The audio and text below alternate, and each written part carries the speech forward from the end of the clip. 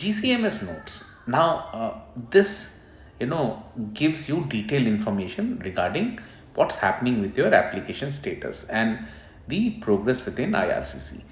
GCMS notes are one of the few methods by which applicant, that is you, can apply to get most recent update on what is happening with your application, which includes be it immigration office or the officer who is processing your application, what's happening with your application status and what is the reason. So just to understand what GCMS is, GCMS stands for Global Case Management System.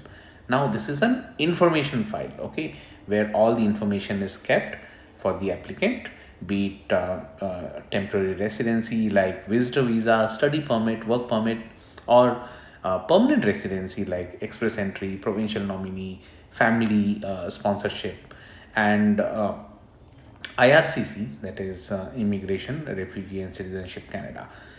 They make this available under the Access to Information Act, that is ATI.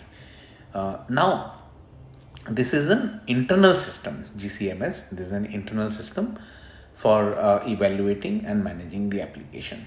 And this is also used by the Canadian Border Service Agency, CBSA. Okay, so the applicant can request note from their file on the GCMS to get the update on their application. Now, applicants can request a GCM note when, as soon as the application has surpassed the R10 completeness check, which is the amount of the processing time the office takes to assess whether all the necessary documents are included in the application or not. Now, one thing you have to note that this is just a completeness check and does not indicate that application has been assessed yet. Okay, so this time varies depending on the processing standard for each application. This is something you will have to remember. Now, what information is on the GCMS note? On the GCMS note, applicants can see detailed amount of information, including what they have submitted, what IRCC has gathered in relation to the application, and this includes information on their application, when the application was received, when it was opened, the code of immigration officer. That's the detail you get on who is assigned to the application, application status and reason for the status. Now, any information IRCC has to gather about applicant, and any information submitted by any third party representative of IRCC. All these are included in this file. Now, who can apply for GCMS note? Not everyone can apply.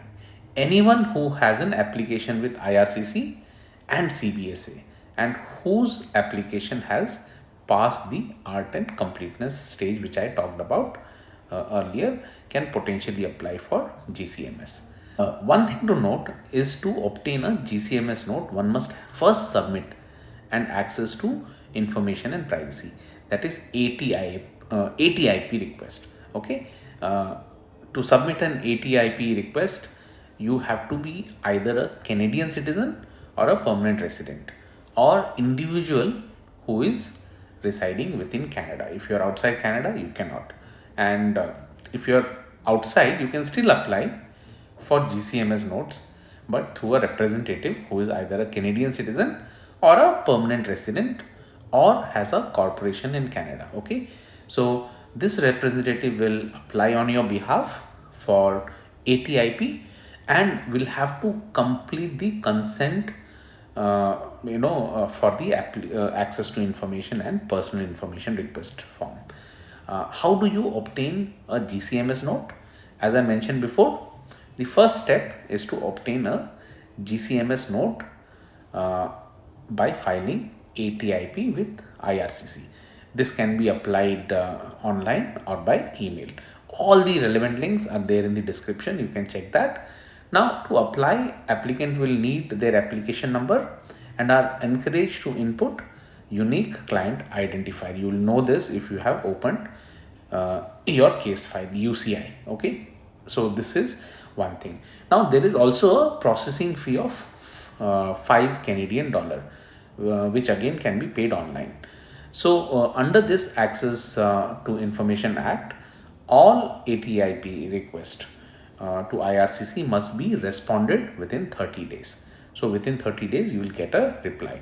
However, this can also be extended for any specific reason, like request requires many file to be pulled, and if there is any specific demand which does not come into the reasonable processing time, which is allotted 30 days. And if this occurs, IRCC will reach out to ATIP requester to provide an update. So I thought I'll just share this with you for you to know what this GCMS is, and in case you have to apply, how and where to go and find. All the details to the government website links are given in the description. Do check out, and if you have any questions, do comment and let me know. Thank you.